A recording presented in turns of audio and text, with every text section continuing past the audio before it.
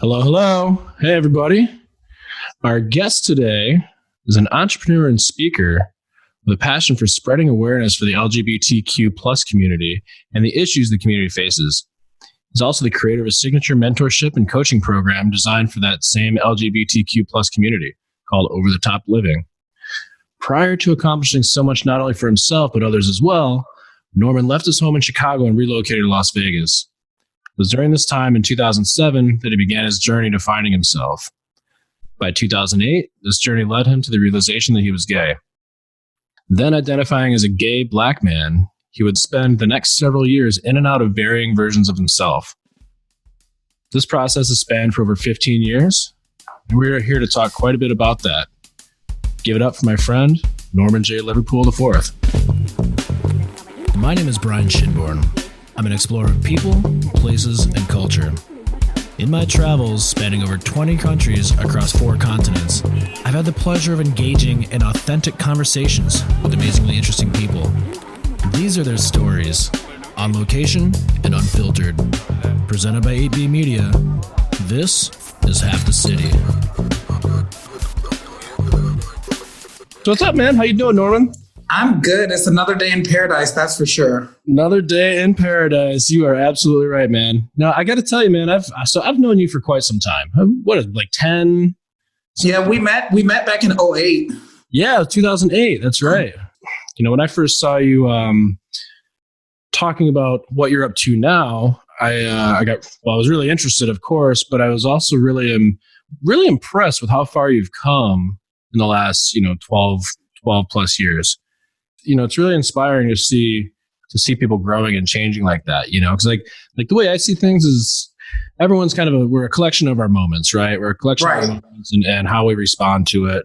And so everyone's unique, it's 8 billion people, which is why I named my company 8B Media, and everyone's got a story and everyone's perspectives and frameworks and everything like that are all unique to their experiences. So I'm interested, maybe you can kind of tell me how you went from Norman Liverpool coworker to kind of to discovering that you're a black gay man and then kind of coming into your own a bit. Well, it started back actually in 2007 when I moved to Las Vegas from Chicago. And a huge reason that I decided to move is because my family back home were extremely religious. And I was still trying to figure out myself. I was trying to come into adulthood. And I just didn't feel like I could do that with all of these influences around me. So I got a one-way ticket and came to Las Vegas in December of 2007. And I got the job at Metro right away. But then again, I was still like a baby, I'm 21 years old. I didn't know up from down. I didn't know what expressing myself and living as a gay man, what that actually meant. Because for so long, I was told that it was wrong. I'm going to hell, all of that. So when you and I met, I was going from one extreme to the next because I did not know where to even begin. So I remember back then, I would have long hair and carry big purses and have, all of that. And then because that's what when you look at media, that's what I saw. And I did not know that I didn't have to be anything but myself. And so I spent quite some time kind of acting, if you will, trying to figure out what being gay means and what it meant for me. And so it was years of turmoil and going up and down and in and out of relationships. And it was just a lot of craziness. And then I got into property management back in 2012. And that really shifted things for me because prior to that, I was working, as you know, at Metro PCS. And then I was also a part-time bartender. And, I did drag shows and I was doing all these things. And then when property management came on the table, I didn't have time for all of that because now I'm working 9 to 5. I have this really important responsibilities and duties. And so that was kind of the catalyst that kind of started a lot of this, just because it changed the way that I had to interact professionally. And then from there, I just really started doing the work. I started writing, journaling, and really doing the work to, get in touch with myself and figure out what the heck that even meant. But to be completely honest, it wasn't really until last year where things began to shift focus for me, and my vision and my purpose became a little bit more clear. Yeah, that's interesting. I kind of similarly, like I've lived with PTSD for like almost 20 years at this point. Right. And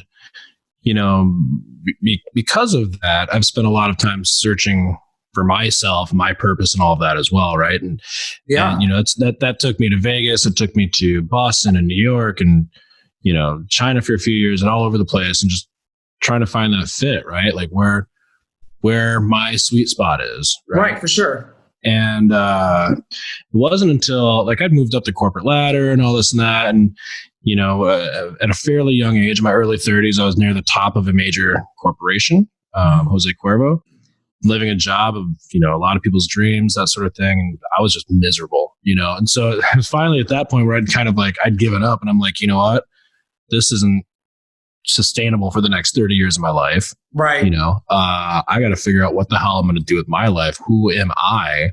And so I started doing the work as well. I kind of locked myself in my bedroom after work and for like 2 months, and like, was journaling, doing skill and ability assessments and, things like that.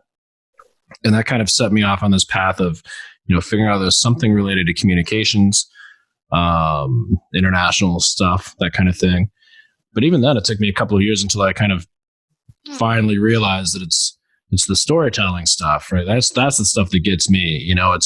It's telling my story, it's helping other people tell theirs, that kind of stuff. But it took a long time to get there. Yeah. Just when you talk about doing the work, there's a lot to be said about that. What kind of stuff did you do? Like, did you have a process that you laid out, or was there certain books that you read, or? I don't necessarily know that there was a process. I just knew that I was destined for greater. And so then the work became connecting A to Z. So I'm here, but I know I need to go there. Mm. So part of that was me surrounding myself with like-minded people, but also surrounding myself with people who had already attained certain things that I wanted for myself, and professionally, personally. So, I've read books, but a lot of the work had to do with me letting go of toxic family dynamics, toxic friendships, letting go of the self shame that I had dealt with being a Black gay man, and dealing with that kind of thing. And so it was mostly internal, the work that I had to do. Mm. It was working on myself so that I could allow myself and give myself the permission to be the person that I knew that I'm destined to be. Yeah, no, I hear that. And, like for me, so I went through I had a little bit of a process, and I kind of figured out, it was a lot of internal processing too, but it wasn't until like, even when I made that decision to go to China, I gave up everything. I said, hey, I've got to do something international, something communications, but I don't know what it is. I'm not leaving China until I figure it out. Right. It was in China that's when I got to that point where I was like, okay, give up all of these constructs that I have learned throughout my life.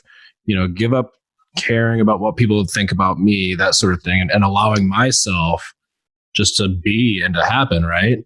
Right. And, for sure. And it was that, a conscious decision when everything started getting easier and everything started happening. And it was all the stuff that I've kind of always wanted to happen. I just didn't really know that I was allowed to make. Oh, for sure. Yeah, you definitely have to give yourself permission. And thing that I don't think a lot of people understand. You have got to give yourself permission to say no to everything that is not leading you to your best self and your best life. Mm-hmm. And that was really difficult for me because I'm a yes person. You know, I want to help everyone. I want to be everything for everyone. Mm-hmm. But as my mom always says, you know, when the airplane, you know, when you're doing that, the kind of spiel, when you get into an airplane, they say, if the mask comes down, put yours on first. Mm-hmm. And so as the 2019 was the year of me putting my mask on first and to self-care, self-love, and even being a little bit selfish. And I know we try to steer away from that term selfish, but I really had to be. I had to be selfish with my time. I had to be selfish with the energy that I was allowing myself to put into other things. And so, yeah, it really was the year of me putting my own mask on and just kind of finding my own footing and setting some new boundaries, you know, for others as well as myself. Yep. Yeah, I hear that. I mean, you know, like for me, again, so the last probably 2-3 years has been really where I've been like, okay, all the way. But it wasn't until I found that sweet spot, figured out who I was. And then once I got it, I'm like, there's no way am I letting this go. You know, right. Burying my head in my work, you know, the only thing that I can do is think about this and like push this forward, you know, that whole thing. I'm curious, you know, just kind of backing up a little bit. You mentioned talking about living as a Black gay man, right? So like, you know, I'm neither Black nor gay. Okay. So I don't understand necessarily the microcultures of those or how they are, how that intersection, that intersectional microculture might be. But I know that, like, you know, over the year, you know, the last 15, 20 years, there's been so much progress made as far as, you know, rights within the LGBTQ community, as well as, you know, general acceptance and everything else that's happened over the years. You know, I feel like there's like our society in general is a lot more open and welcoming to people of pretty much, you know, any intersection. I know there's a lot of work to be done. Oh yeah, for sure. But there's a lot of ground that's been made. So I'm just wondering, like, you know, what the difference between being a gay man is maybe versus being a Black gay man, or even a gay man that grew up in those religious constructs. So I'll tell you, I have a quote that I love, and it's from a movie called Trade that's on Amazon Prime. And it says, being a Black man in America is a reality that will never be justified. So you can imagine being a gay Black man. And so the way that I liken it is being Black, and this is just being, you know, completely transparent, you're born with a strike against you already.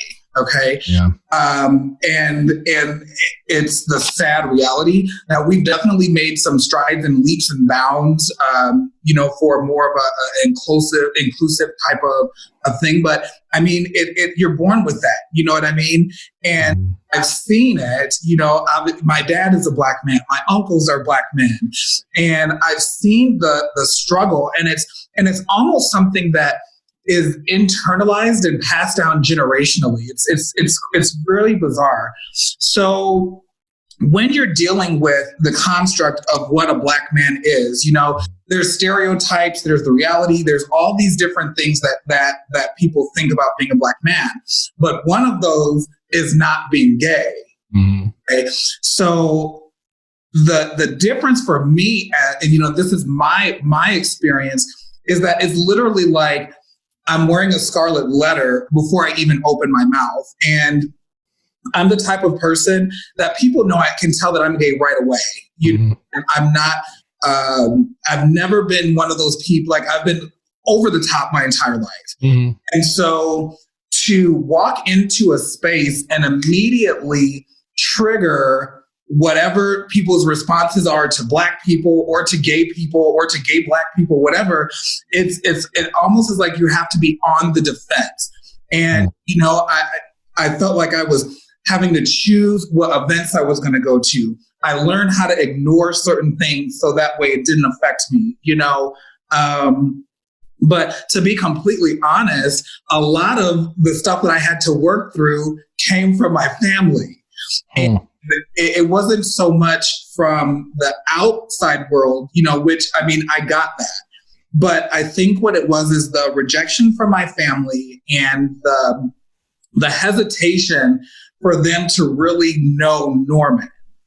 And so that really shaped my perspective, because I looked up to, various family members who were men, and to have them say some of the things that they said and did some of the things that they did, it showed me, okay, yeah, you're Black and gay. Because it's like, now these Black people are going to point out that you're gay. And so it's literally just having almost like feeling like a clown. Like, it's like whenever you go somewhere, it's like, oh my God, who's going to say something about this, or who's going to say something about that? And what's ironic is the whole kind of discrimination about me being gay happened well before I can consciously remember being discriminated against for being Black. And the discrimination, and again, part of it is maybe my obliviousness to discrimination as it was happening, but I don't really recall a whole lot of discrimination for me being Black when I was younger. That happened, quite honestly, within like the last 5 years. Really? Where I have kind of experienced some of those types of things.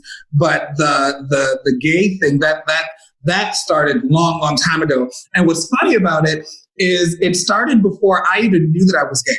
So it was like, classmates were calling you gay or fag or whatever, and so it kind of pushed me into trying to figure out what and who I was. And it didn't happen organically, because these people were telling me, this is what you are. And so it confused the hell out of me. And it's funny, to this day, I still am in contact with one of my classmates who was the first person to call me gay. And I told him back in 2010, I said, you really messed it up for me. Because y'all didn't know what gay was, but you were putting this off on me. Now, I don't know, maybe it's because I was different. Maybe it was because I was Black. Maybe it was because I was creative and had I was good in the arts and stuff. But it really started, for me, the discrimination for me just being me. I can recall that going back all the way to 4th grade. Wow. Okay. And because you said you're like a creative, artistic type of person, or? Well, it was a lot of things. People didn't like me because they said I talked too white, or I talked too girly. The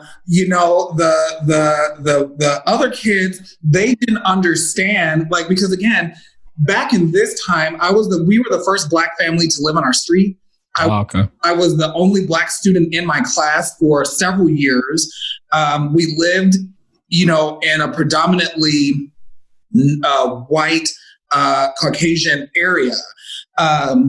So yeah, it was just really crazy. And looking back at it is one of the reasons why I started Over the Top Living, because there's a lot of people that have gone through that have taken their own lives, picked up habits that are unsafe, and things of that nature. And so I want to do my part to prevent that from happening as much as possible, because it really could have gone the other way for me, because it wasn't just that I was getting it from outside. I was getting it from within my family as well. Literally forces you to a place like, okay, well, I've got to make this happen on my own. So that level of independence that kind of grew from that is what allowed me to finally branch out and do what I'm doing. Yeah. That's amazing, man. Kids can be cruel, dude. Yeah. Kids can be, especially when you're not getting that love from the family either. I mean, that's it's like, where do you get a break? Where is your peace, And the thing is too, what I've recently realized is that the various things that happened with me and my family wasn't coming from a place of malice. It wasn't, a place that I'll go back and say for my immediate family. But it wasn't coming from that. It really was coming from a place of fear. It was coming from a place of naivety. It was coming from a place of ignorance. It was coming from a place of what I see on the news is real life and it's going to be that's what's going to happen to you. And so for a long time, I held resentment against my parents because, specifically kind of with my mom, because she now is my greatest supporter, but she was literally scared for me. It wasn't that she wanted anything bad to happen, but when all you see and hear are bad things happening to a group, and then someone that you love and care about says, oh, by the way, I'm a member of that group of people, it's almost like you go into defensive mode. You go into like mama bear. And unfortunately, with our relationship, it caused us to be estranged for a while. But now we both have done the work and she's my biggest champion, but it was touch and go there for a while because I looked to her to be like my source of happy, joy, all these positive things, and I experienced that from her after literally just trying to allow her to know and love the real me was very difficult. I think it's one of those things. It's like ignorance leads to fear. Fear leads to like fight or flight, right?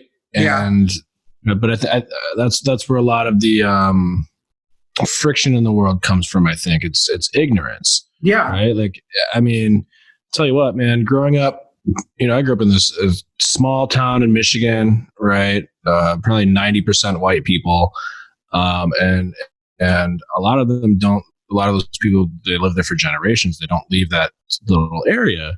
Right. And that's fine. It's a good life for them. They have all the things they need, friends, family, food, all that stuff. Right. But when you're not exposed to the various things that life in the world has to offer, then you don't understand it, and you don't get to humanize people or understand, cultures or anything else like that. Yeah. Then as far as it's whatever is being propagated to you from the news, right? Or whatever other source that you hear it from. And, if you don't take time to like get to know people or experience things that, are not things that you've always known or that you're used to, you don't grow. Right. I think that's kind of one of the big things here is by kind of, I guess, educating people, but also like, getting to know people that certain listeners may not otherwise be exposed to. Yeah. And I think that's huge, because it was kind of like my whole situation. Like when I came to Las Vegas, I came from Chicago, which is a huge city. But the way that our family construct was, it was like we did everything together and with my extended family. So my grandmother was a pastor. So my whole family, we all went to that church. And so I was very much sheltered. That's part of the reason why when I came to Vegas, I was wilding out. Right. Time, like I could do what I wanted, when I wanted. I didn't have to answer to anyone. So if I wanted to go out in this, go out with a wig on or go out with whatever it is, I was able to do that. But it really prompted me to get to know a wide variety of people. I learned tons of lessons, good and bad. And I think that you hit the nail right on the head. When we're not exposed to certain things, it's scary. Absolutely. I go back to this thought, like when I lived in China for almost 4 years. And the first time I came back from Beijing, visited my family in Michigan, I ran into this lady that I grew up with. She was the guitarist at my church or something like that. So I knew her pretty well. I bumped into her at like this local store, and she's like, "Oh, what are you doing?" And I'm like, "Oh, I'm living in China, just doing my thing." And she's like, "Oh, China? China, Brian, what are you doing there? I'm so scared for you. It's communist, blah, blah, blah, blah, blah, blah, blah, Right. all this stuff. Are you safe? Are you safe? Are you safe? And I'm like, yeah, it's actually, I feel just as safe there, if not safer than in America. And Right. people are very warm and welcoming. And, I'm having a great time over there. And she's like, oh my, I can't even believe it, Brian. I'm scared for you. And but that's the thing, because, China's, that's an example where it's the opposite side of the world. Right. China's always in the news, right? As the existential threat to American domination, all that kind of stuff. When all you hear is this doom and gloom or naysaying sort of things, then, that's the picture that you have painted in your mind about someone or something or whatever, right? Someplace. But until you actually expose yourself, you're never going to really know. No, you never know. Mm-mm. Tell me, so you said you started kind of started coming into your own in 2019. How did that start? Something about a powerhouse academy? So is that what that was? So it actually, and I have to give credit where credit is due. It actually started a little bit prior to the powerhouse. Okay. I was involved in multi-level marketing and on top of everything else I've got going on. And one of the foundations of the organization that I worked with was personal development and growth. So in addition to our sales and all of that, we would get up in the morning and be book clubs at 5 a.m. We would, we promoted healthy lifestyle. We promoted reading and writing and all of that. And that situation really put me in the room with like-minded individuals. From there is how I met Chandra Brooks, who is the founder of the Powerhouse Academy, because she was actually invited as a speaker to the group that I was working with. And, while we were talking and, I was doing some research on her and about this academy, it was specifically geared towards women. And so I didn't even think that, it was something that I could even consider. But then I began to look at Chandra's roster and I began to see the list of politicians, authors, podcast hosts, just these powerful women and high-ranking positions. They have access to all these different tables. I'm like, I need that. And I reached out to her and I'm like, whatever it is that you're giving these women in Powerhouse, I need that. And the Powerhouse Academy is a leadership and development and business coaching, mentorship, it's all of that kind of wrapped into one. And it's a 6-week program, 8-week program.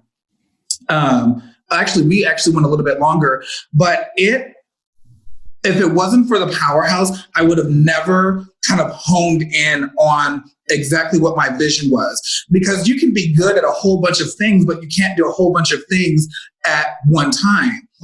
So what the Powerhouse taught me was, okay, what are you passionate about and what are you good at? And how can we put those two things together in a package that will allow you to touch lives, allow you to make an impact, but also, allow me to make money. And so that really is that's what took it over the edge. But I was kind of already getting in that groove, and the Powerhouse just literally, it truly changed my life, because I went from the mentality of always being an employee to now being an employer. I shifted my mentality to, my limitless potential.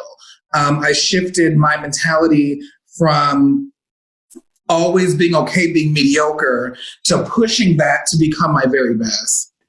So just kind of curious about what is the Powerhouse? You said it's an 8-week course, but are there things in there because it sounds like there was a major transformation that happened during that period. Yeah. Of course. Going back to that thought on process, was it the process? Was it what was that thing? It was the process, but it was that having a coach that held me accountable. For example, if, so we would have group calls every week, we would have different subject matter every week. We'd have group calls, individual calls, and she would give us homework. And so throughout the week, now literally to this day, she still watches everything I do. if I post something on Facebook, she's like, oh, you need to change the words, to do this. Or, but it was really having access to the resources. That's number one. And that's why I always advocate, having a coach, because she has already been there. And so she already had a multitude of resources that I now have access to. She kept me accountable. So if I said that I was going to reach out to XYZ corporation, for a speaking engagement, or if I was, whatever it is that we had planned, she was on my ass about it. And so it basically was a catch and switch in my mentality from inactivity to activity. From that, so like from those lessons and the shifting in the mind and the accountability and the action, how have you taken that and kind of ran with it? Well, I have launched my speaking tour, which I've always considered myself a good speaker, and I always considered myself a wordsmith and someone that it was able to articulate. But it wasn't until I owned my whole story. And that was one of the things that Chandra pulled out of me, because I was nervous to talk about my family, to talk about my mom. One of my speaking topics is you won't live to see 30 words from your mother. So to come out and be very transparent and vulnerable, I wasn't ready for that. But when it was put into the perspective of, Norman, there are people who need you and don't even know it yet. There are people who are waiting for the services that you're going to provide. It shifted my mindset to being a little selfless. And so I had to have a conversation with my family and say, this is what my venture is. And just so that, these things are going to come out. But it was kind of a package of the accountability, the resources, and also the other women that were in my cohort. We offered tons of support for each other. And that's really what catapulted me into wanting to speak. And then from there, she pushed me, okay, reach out to these people, reach out to these people. And so speaking engagements started coming in, things started changing, things started shifting. And that's literally how it happened. And it happened very fast. Wow. That's awesome. So what are some of the things that you're speaking? So you talked about you won't live until 30. Yeah. So that's one of my speaking topics. And basically that was, it just explores my family dynamic. My mother was a single mom for majority of our upbringing. And my younger sister is gay as well. And it's just two of us. Now, mind you, we didn't come out till much later. But that was challenging, because I would have to imagine as a mother, she would have seen something or been able to pick up on something. And so when I came out, she didn't think I would live to see 30. And it wasn't that she wanted me to die or, anything like that.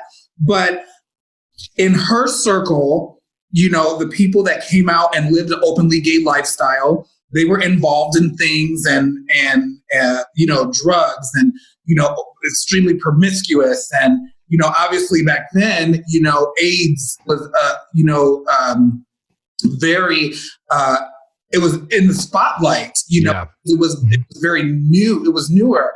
And so in her mind, she was just like, well, if you are going to live this way, there's no way that you're going to live past 30. And so I talk about that and talk about how our relationship has completely transformed into the beautiful mother-son relationship that we have today. My second speaking topic is Be You Boo, and it's living unapologetically and unashamed. And it's just exploring coming into your own self, accepting yourself, learning to encourage yourself. I feel like as human beings, we get so caught up in this outside validation that we don't realize that everything that we need is already inside of us. So we talk about that, and we talk about some of the over-the-top living hacks that I've kind of created, which will be, coming out in my book that'll be released later this year. But we talk about some over-the-top living hacks that you can just catch that thought and switch it to something, more productive or positive. My third speaking topic is Double Trouble, my Black experience. And so that explores my journey as a Black man who's gay. And I kind of talk about the unique challenges and how internal and external influences ultimately brought me to where I am today. And it talks about not just my professional development, but my personal development as well. So, I mean, it sounds to me like you definitely put the work in. That's a lot of, there's a lot of deep self-reflection, working through certain kinks, that kind of stuff. Getting to that point, man, that's great, dude. You sound like a very whole person right now. Fantastic. Yeah. For the first time. No, it's great, man. I'm so proud of you, man. What about, so I'm also curious, because again, going back to that kind of the Black gay dynamic, as well as with the religious family, what did it take? If I talk about your mom for a second, like, what did it take for her? Like, how did she come to terms or come to grips with everything and ultimately accept you and your sister? So it's funny you asked that, because what I'm getting ready to share with you, I just found out last week. When I came out, my sister saw how the family reacted.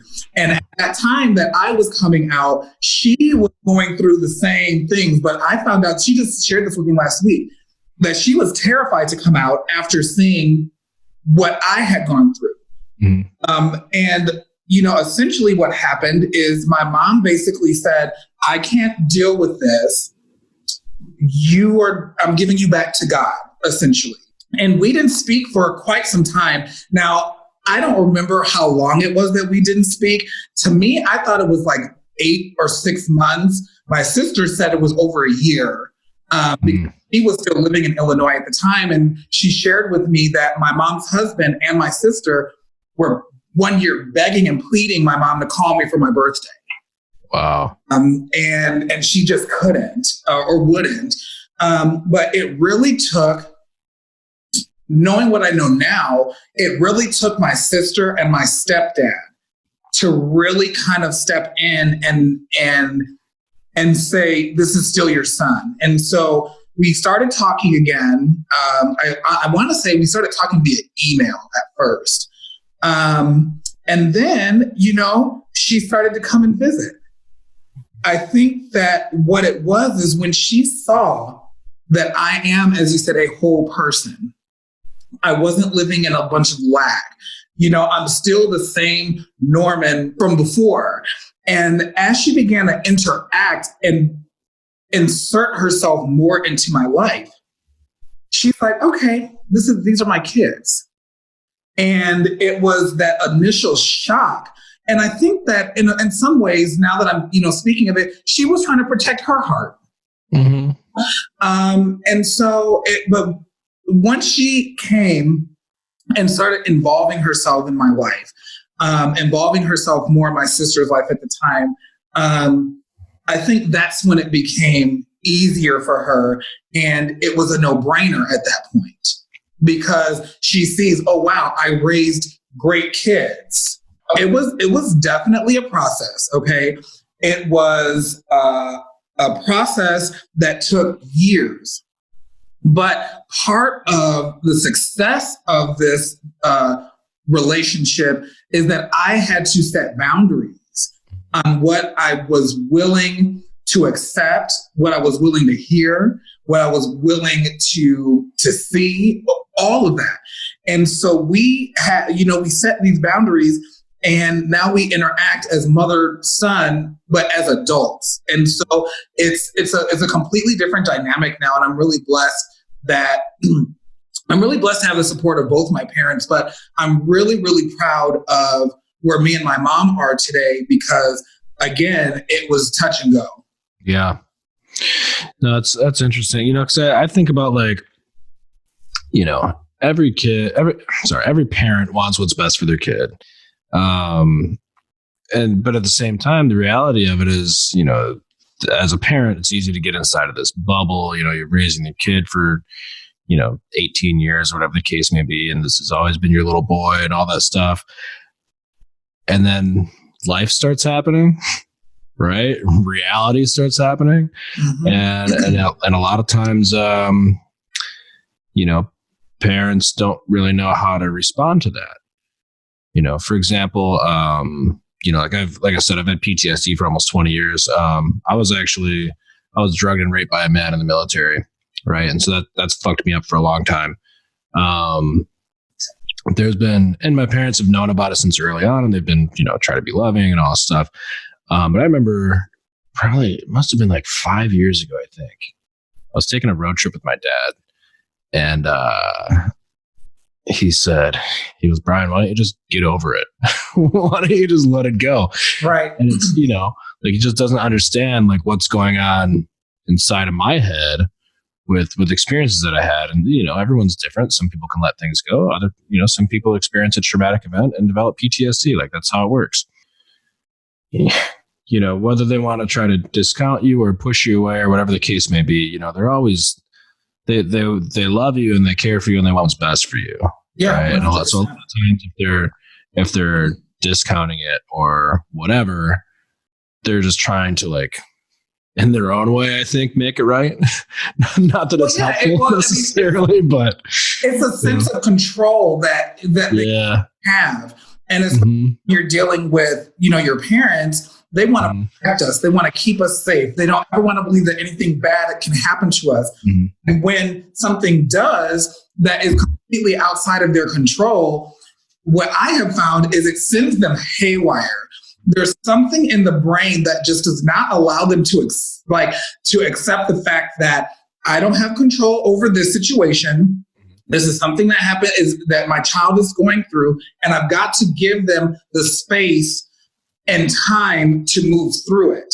Yep. I think that that's the biggest thing that I've learned, at least from my parents, is that it all came from a very loving place. But when you're dealing with your kids or anyone you love, sometimes that loving place can manifest itself as something completely different.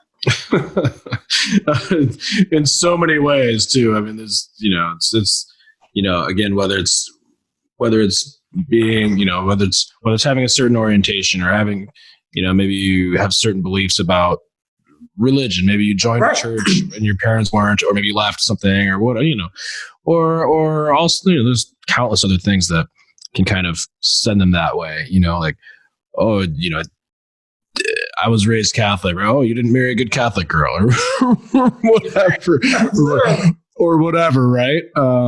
It's just so stupid. It's so stupid, but you're right. It sends them haywire. And I think it's a control thing too. And it's probably going to stay that way for the rest of time because, everyone says they're going to do things differently, but, you get wrapped up in that bubble and, it's that nurturing instincts, I think. Right. Yeah. But it's great that, great to hear that she was able to work through it, and finally accept you for that, man. And not only that, but like to the max, right? Like it's crazy. It's cheerleader, right? Like it's crazy. And you know what? And I have to, because I know my dad is going to listen to this, and I have to give him credit all because I asked my dad on Saturday. I knew we were preparing for this, and I have some other things that I'm preparing for. And I said, Dad, how did you react when I came out? And he said, I'm still waiting. And so I didn't realize that I never officially came out to my dad. He accepted me and we rolled with it. Now, mind you, when I first moved to Vegas and I was working with you at Metro, I was living with him. Oh, okay. So in my mind, I thought that I would have had to have told him. Yeah. But no, he said, I never came out. He said, I'm still waiting. So I just have to give him that credit and not to discount, from either of my parents. They're both amazing, but I was really proud at that moment. And I'm proud of both of my parents because I'm proud that my dad just kind of rolled with it. But I'm also super proud that my mom worked through her own bullshit and her own stuff and her own whatever was in her mind or from society to get to where we are today. Shout out to mom and dad. Is that 3? What? Is that Norman 3? Well, yeah, that's Norman the Third. Shout out to Big Three. Yeah. Yeah. So you talked a little bit about like some of these speaking engagement stuff. That kind of shift gears a little bit. Is this all related to over the top living? Like, what is over the top living? Like, how did you get to that point and decide to create whatever what this is? So over the top living, the way that came about, I've actually had this business name for years, probably since 2012. Just because my mom is very much like prepare, have your documents in order. And I always knew that I was over the top, but no shit, huh? But I decided to take it from a negative and turn it into a positive. A lot of people were saying, oh, Norman is over the top. And it was in a bad way or a negative connotation. And I'm like, you're right. I am over the top. And so basically, over the top, it's multifaceted. So it's my personal brand as well as my signature mentorship program. So my speaking and basically everything I'm doing right now is some way tied to over the top living. So right now, I've recently, 2 weeks ago, I was sworn in as a member of the governing board of the Southern Nevada Health Department over their community center. Nice. And huge.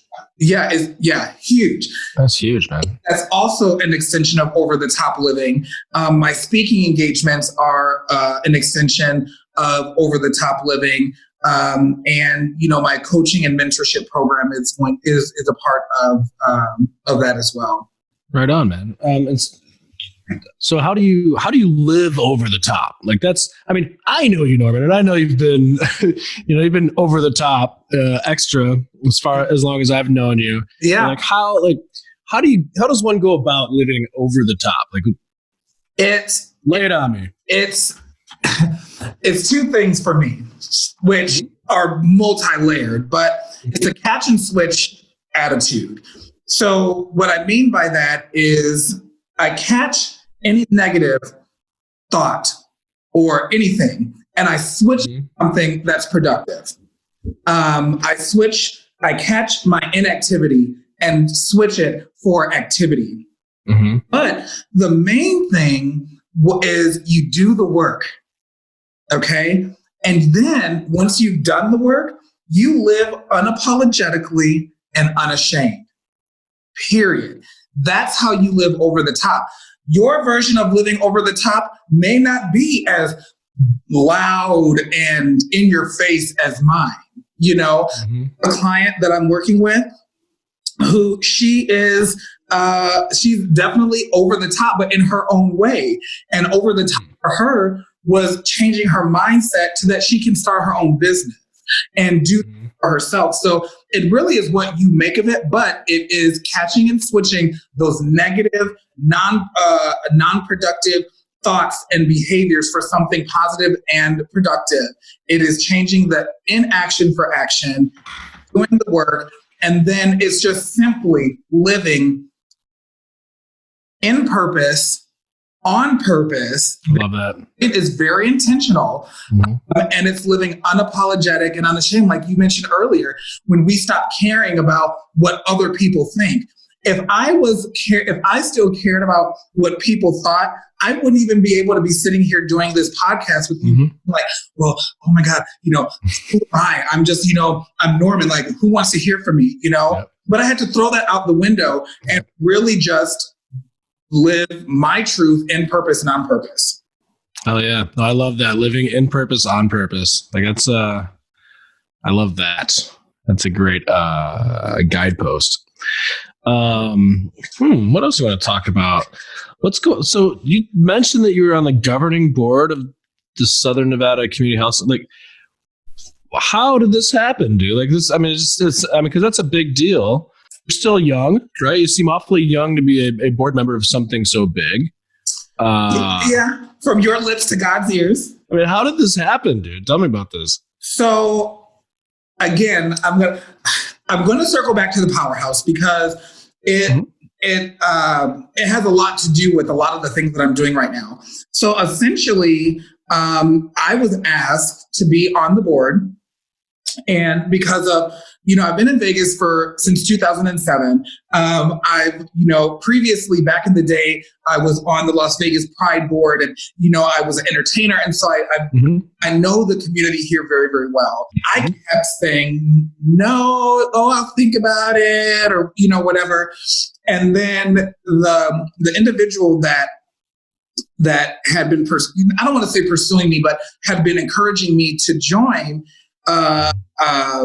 he literally looked at me and said, "This is your community. Do you care about it or not?"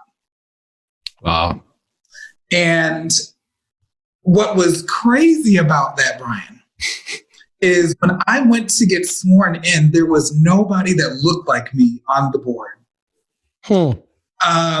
There were no, wait, hold on, let me take that back. There were no Black gay men.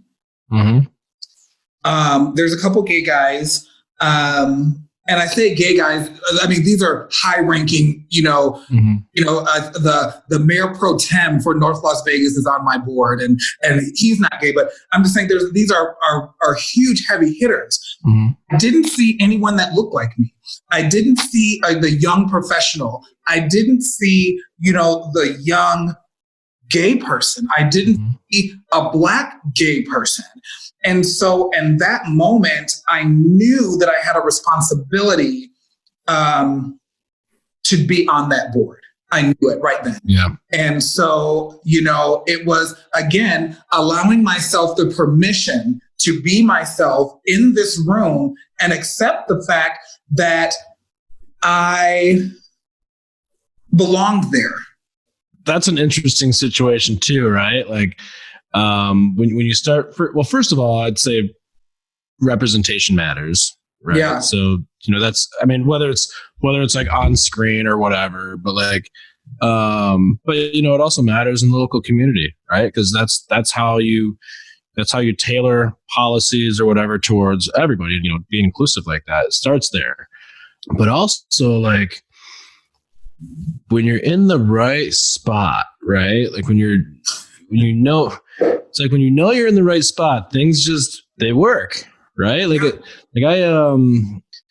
So in addition to this, I'm developing some other projects, film and TV and stuff like that. And over the last couple of years, I've been introduced to a lot of award-winning producers. I did an event with some professional athletes, and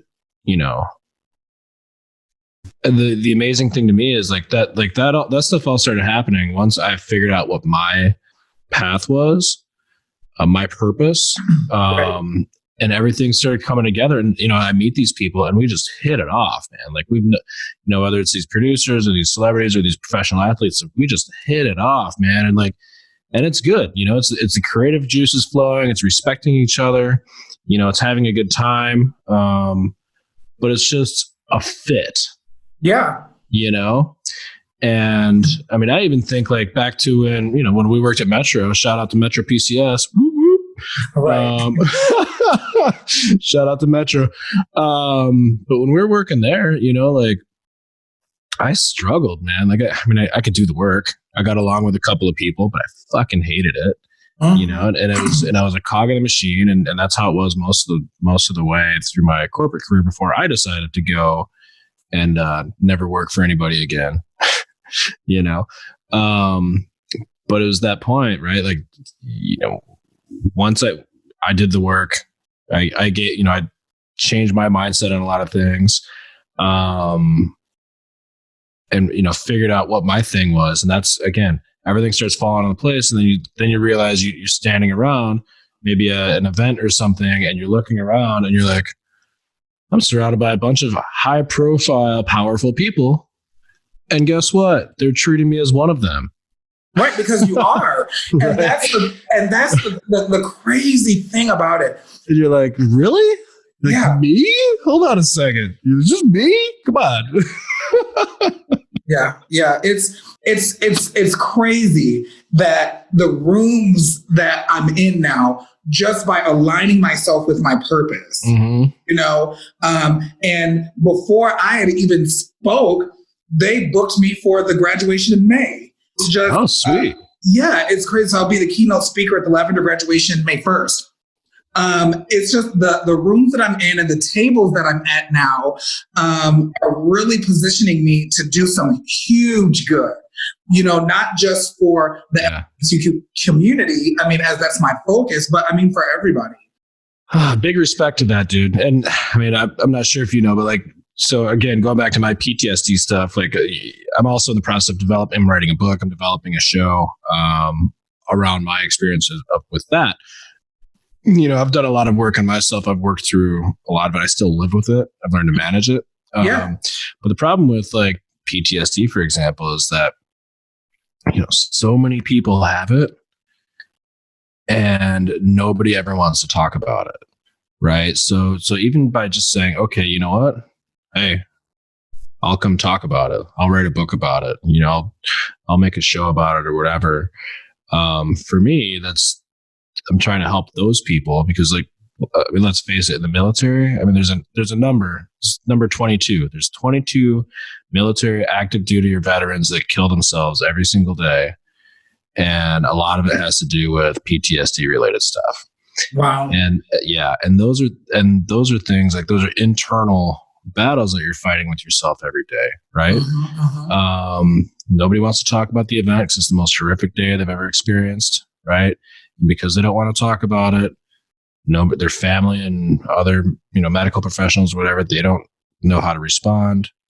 And it's just kind of it's a like a downward spiral kind of sort of thing, right? It's an opposite of a virtuous cycle. Right. No, for sure. It's just all bad.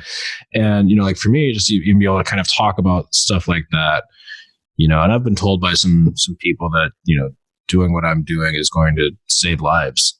Oh, I believe it. I mean, that's kind of what keeps me going. But still, I'm just like, wow, like, I've been living with this for damn near 20 years. I could have done something about this long before that. But I think you have to wait until you become that whole person, right? Until you work through your stuff. And, if you're the type of person that wants to have that type of focus or platform, you've got to wait until the time's right. Oh, right? You have to. You have to. Timing is so crucial because especially doing what you're doing, it's emotional and constant because not only are you living with it and managing it, but you're talking about it and you're sharing it consistently. And so if you're not in a mental or emotional place to manage that also, it actually does more harm than good. Right. And so and that's exactly right. Like I've had other people that have had similar situations and me like reach out to me that I've never met before. And they're like, oh, I want to share my story. I'm like, no, you don't. And I'm like, not no, you don't, but you don't right now. Like take some time, process through this stuff, try to get some sort of grip on it. And then you can make the decision if you want to share it or not. You can if you want, you don't have to either way. Right. But somebody's got to talk about various situations because that goes back to the exposure thing, right? If we're not exposed to it, we don't know about it. And that which we do not know, we fear. That which we fear, we cause harm to. Yeah. Right. Yeah. And so I'm just over here doing my little part. Well, you know what? I'm glad that you are, because especially learning that figure of the military personnel that take their own lives, that's huge. And I'm glad that you're here to tell it. Yeah. Appreciate it, man. I think we're at a pretty good spot to wrap it up. I think it feels pretty natural. Yeah. Do you have anything else you want to talk about before we wrap it up? Yeah, no. I'm just, again, I just want to get across, from everyone that can hear me, you are enough. I want to challenge you. That thing that you've been putting off, that thing, that book that's been in the back of your mind, that song that you've been wanting to write, that business venture, that contact that you've been wanting to reach out. I want you to be intentional with that. I want you to begin to live in purpose and on purpose, and then just do you. As I say, do you, boo, and live unapologetically and live unashamed in your truth. Hell yeah, man. Hell yeah. Anything else you want to plug? So definitely all day long, I will always plug the Powerhouse Academy. You can go to Chandra-Brooks.com, or you can just YouTube Powerhouse Academy. It's all over there. And then also over the top, we will have our official launch on April 18th here in Las Vegas. I'm really excited about that. Our website is currently under construction just so that we can bring some, fresher content. Just, you can follow me on Instagram at the Mr. Liverpool. I'm on Facebook, Over the Top Living. So I just invite any of you that, even if you have any questions, just to feel free to be able to connect with me on my speaking engagements, my speaking tour, or on my signature mentorship program. Right on, man. Appreciate it. Appreciate the time as well. Sure. Been a good one, good catch up, and learned quite a bit, man. I'm really, like I said, I'm really proud of the person you've become over the last few years, man. You really come into yourself. Well, I appreciate it. Thank you. Give it up for my friend Norman Liverpool, everyone. You've been listening to Half the City with Brian Schoenborn, presented by 8B Media. Be sure to subscribe to this podcast, share it with your friends, and leave a solid 5-star review to ensure these stories get spread far and wide. For more information, as well as to listen to other shows, including Relentless, a survivor's search for passion, purpose, and inner peace, and Beyond Relentless, be sure to check out 8bmedia.com. Thank you for listening.